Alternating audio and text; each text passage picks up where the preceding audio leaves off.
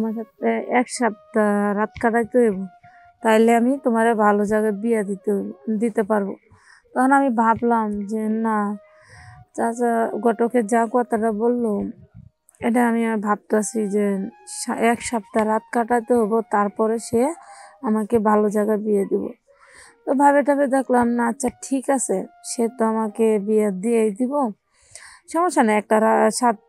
১ সপ্তাহ তার সাথে আমি খাটাইলাম। পরে এই বেলা আমি তার সাথে মানে ফার্স্ট আমি গেলাম তার সাথে রাত কাটাতে। ফার্স্ট আমি রাত কাটাতে যখন গেছি, সে আমার উপরে অনেক অত্যাচার, অনেক নির্যাতন করতেছে, কিন্তু আমি সহ্য করতে পারতেছি না। তারপর ওনাকে আমি বললাম যে দেখেন ঘটক, আমি তোমার আরে শোনো, তোমার ভালো জায়গা বিয়ে হইব, তুমি যদি এমনি থাকো তাহলে দেখবো অনেক ভালো লাগবে। তো আমি ভাবলাম আচ্ছা ঠিক আছে, ওনার কথা শুনে, যেহেতু আমরা গরিব, আমার যখন বিয়ে হচ্ছে না, উনি যা কয় আমি তাই মাইনে নিই। তারপর ওনার কথা মতোই আমি সব কাজ করছি।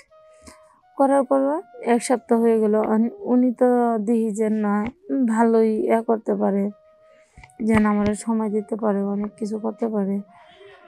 তারপর উনি আমার দেখে অন্য একটা জায়গার মধ্যে বিয়ে ঠিক করলো।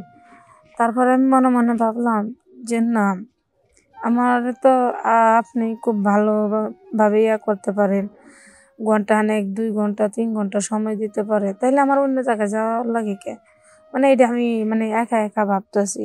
ভাবার পরে তো একদিন হঠাৎ করে আমি ঘটককে বললাম যে আসসালামু আলাইকুম, আপনারা সবাই কেমন আছেন? আশা করি সবাই ভালো আছেন। আপনাদের মাঝে আমার জীবনের গল্প নিয়ে আসলাম। আমার মা নাই, আমার মা আছে, আমার বাপ নেই। আমার বাবা মারা গেছে। আমার মা আমারে ছোটকাল থেকে অনেক লালন পালন করছে, কিন্তু এখন আমারে বিয়ে দিতে পারতেছে না। আমি নাকি দেখতে বেশি সুন্দর না, শ্যামলা, কালো কালো দেখে আমার মা বিয়ে দিতে পারতেছে না। খুব আমরা গরিব, এত বড় লোক না, এত ধনী না, খুব গরিব ঘরের মেয়ে। তো আমার বিয়ে দেওয়ার জন্য অনেক জায়গায় ঘটক লাগাইছে যে বিয়ে শাদী দেওয়ার জন্য, কিন্তু পাচ্ছে না। তো আমাদের পাশে একজন ঘটক আছে, তাকে আমার মা বলল যে আমার মেয়েটারে তো বিয়ে দিতে পারতেছি না, তো তুমি আমার মেয়ের জন্য একটা ভালো পাত্র দেখো। তো ঘটকে বললো যে আচ্ছা ঠিক আছে, দেখবো, একটা শর্ত আছে। কি? তোমার মেয়েকে যদি তুমি বিয়ে দিতে পারবা, ভালো জায়গাতে বিয়ে দিতে পারবা, কিন্তু তোমার মেয়ে আমার কাছে দিতে পারবা? তখন আমার মা বললো যে কি কন, যে কি দিতে পারবো? তখন আমি আবার দূর থেকে সব কথা শুনে বলছি যে কি রে, কি দেখি। এমনিও আমার মা যেহেতু গরিব, কত কষ্ট করে আমার পালে, ঠিক মতো আমার 3 বেলা আমাকে খাওয়া জুটে না, অনেক গরিব যারা, সত্যি কথা, খালি বিডাটাই আছে, আর কোনো কিছু নাই। তো আমার মা মানুষের বাসায় কাজ করে করে আমারে ফালছে, আমারে ওটুক বড় করলো। তো আমি ঘটকের সাথে যে আমার মা কথা বলতেছে, আমি সব কথা শুনে ফেলছি। শোনার পরে তো ঘটক যে কি বলতেছে, তো ঘটকের কাছে আমি একবার গেছি, এমনি ভাবে গেলাম, গিয়ে দেখা করলাম, বললাম যে আপনি কি সত্য চান, আপনি আমার ভালো জায়গায় বিয়ে দিবেন, এটা তো ভালো কথা, কিন্তু আমার মাকে যে বললেন যে তোমার একটা জিনিস দিতে হইব, তোমার কি দিতে হইব তুমি ক, আমি তোমারে দিব। ক চাচা, তুমি তো জানো যে আমাদের পরিস্থিতি কিরকম।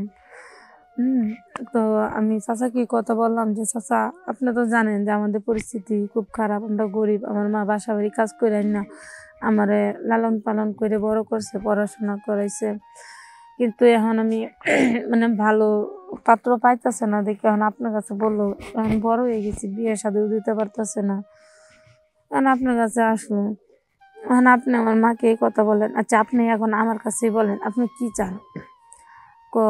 তুমি আমার সাথে ১ সপ্তাহ রাত কাটাইতে হইব, তাইলে আমি তোমারে ভালো জায়গায় বিয়ে দিতে পারবো।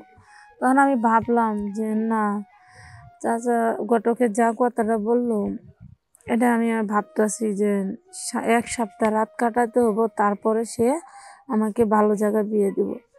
তো ভাবে দেখলাম না, আচ্ছা ঠিক আছে, সে তো আমাকে বিয়ে দিয়েই দিব, সমস্যা নেই। ১ সপ্তাহ তার সাথে আমি খাটাইলাম। পরে এই বেলা আমি তার সাথে মানে প্রথম ফার্স্ট আমি গেলাম তার সাথে রাত কাটাতে। প্রথম ফার্স্ট আমি রাত কাটাতে যখন গেছি, সে আমার উপরে অনেক মানে অত্যাচার, অনেক নির্যাতন করতেছে। কিন্তু আমি মানে সহ্য করতে পারতেছি না। তারপর ওনাকে আমি বললাম যে, দেখেন ঘটক, আমি তোমার আরে শোনো, তোমার ভালো জায়গা বিয়ে হইব, তুমি যদি এমনি থাকো তাহলে দেখবো অনেক ভালো লাগবে। তো আমি ভাবলাম আচ্ছা ঠিক আছে, মানে ওনার কথা শুনে, যেহেতু আমরা গরিব, আমার যখন বিয়ে হচ্ছে না, উনি যা কয় আমি তাই মাইনে নিই। তারপর ওনার কথা মতোই আমি সব কাজ করছি। করার পর 1 সপ্তাহ হয়ে গেল, উনি তো দেখি যে না, ভালোই করতে পারে, যেন আমার সময় দিতে পারে, অনেক কিছু করতে পারে। তারপর উনি আমার দেখে অন্য একটা জায়গার মধ্যে বিয়ে ঠিক করলো।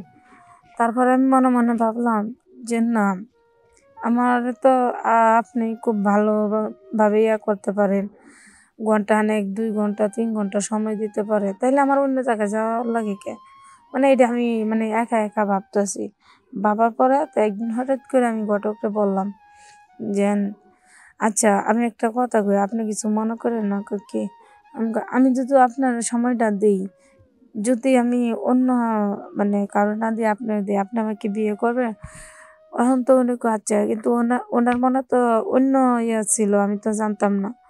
তো ওনার সাথে আমার ভালো সম্পর্ক, কথাবার্তা হয়েছে, হওয়ার পরে ওনার সাথে ভালো মানে ভালোভাবেই সব কিছু হওয়ার পর সে আমাকে মানে আমার মার কাছে বলে যে, আচ্ছা আপনার মেয়ে লেগে অন্য একটা দেখছি, আপনি যাবেন। তখন আমি বললাম আচ্ছা ঠিক আছে, সমস্যা নাই। মানে আমার মায় বললো যে আচ্ছা ঠিক আছে, সমস্যা নাই, মেয়েরে বিয়ার ফাইনাল ডেট ফেলাইয়া দেন। তখন তো আমি খুব চিন্তিত হয়ে গেলাম যে না, যখন আমি দেখে ফেলছি তখন আমি খুব চিন্তিত হয়ে গেলাম যে আমি তো ওনাকে খুব করতাম, তো নিজের জীবন ধ্বংস করছি ওনাকে দিয়ে, তখন আমি আরেকজনের জীবন কিভাবে ধ্বংস করব? এখন ওনার যা করার তো উনি সব কিছু করেই ফেলছে, তো আরেকজনের কাছে গেলে উনি কি আমার করবো? ঠিক মতে মানে নিজেরই তো একটা মনে হইব যে পাপিদার, নিজেই ভালো না, যেন আমি এটা কি করলাম, যে আমি একজনের সাথে রাত কাটাই আমি আরেকজনের কাছে গেলাম, মানে আমি এরকম ভাবতেছি। এখন কি করব, এটা আমারটা আমি জানি। মানে এর চিন্তায় চিন্তায় মানে অবস্থা আমার খুব খারাপ হয়ে গেছে। তো এখন যা হওয়ার তো হয়েছে, এটা তো আমার দোষ না, আমার কপালে আর আমার ভাগ্যের দোষ। যা হওয়ার তো হয়েছে। এখন জানি না কি করব। যদি ভালো কিছু কপালে থাকে তাহলে হবে, নাইলে নাই, এমনি দিন যাব। আচ্ছা আপনারা সবাই ভালো থাকেন, আল্লাহ হাফেজ। আমার মনটা ভালো লাগতেছে না, খুব খারাপ লাগতেছে।